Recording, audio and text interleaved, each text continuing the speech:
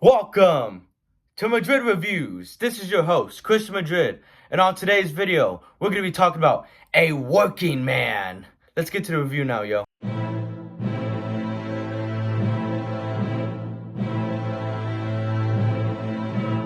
Alright, y'all, let's get into this. So, I just saw A Working Man, and this movie's pretty good.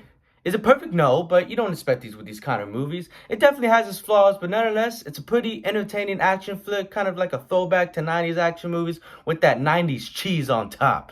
David Ayer does a really good job at making these kind of fun action movies, and this film is just that. I really enjoyed The Beekeeper, the one he came out with last year with Jason Statham. They kind of seem a little bit similar, except one's a beekeeper and another's a working man. I like The Beekeeper a little more, but this one's still good nonetheless.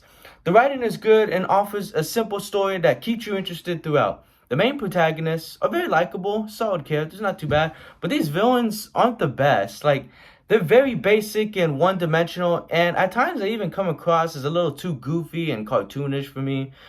Like, they should have made these villains a little bit more of a serious threat.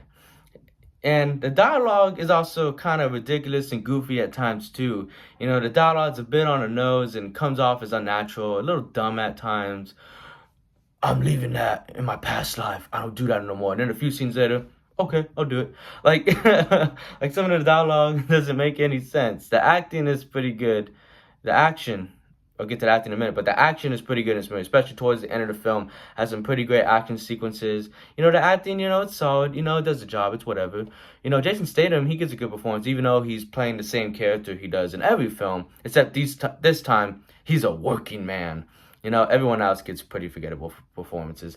The cinematography offers some pretty cool cam work during the action sequences, and the production design is pretty good with some cool set pieces and locations throughout. The sound design is great in this film with some loud, intense, and explosive sounds throughout the film that enhances the action sequences. The soundtrack is not too bad, nothing special, pretty forgettable, but alright, you know, it works, gets the job done. The visual effects are pretty good with some CGI, you know, some good CGI, and the editing makes this film very well paced. Overall, Working Man, it's a pretty good movie, and it's entertaining way to spend 2 hours, you know, not the worst way to spend 2 hours. I would take this movie any day over Snow White, you know, and I recommend giving this movie a watch, so go check it out. I give this movie a B-. You know, we eating good food, you know, not the best food. We eating like Taco Bell, McDonald's type shit while watching this. Alright, y'all, so that is the end of the video. Don't forget to hit that like button, comment on whether you have seen A Working Man or you're excited to see it. If you've seen it, let me know your thoughts. What's your favorite Jason Statham movie?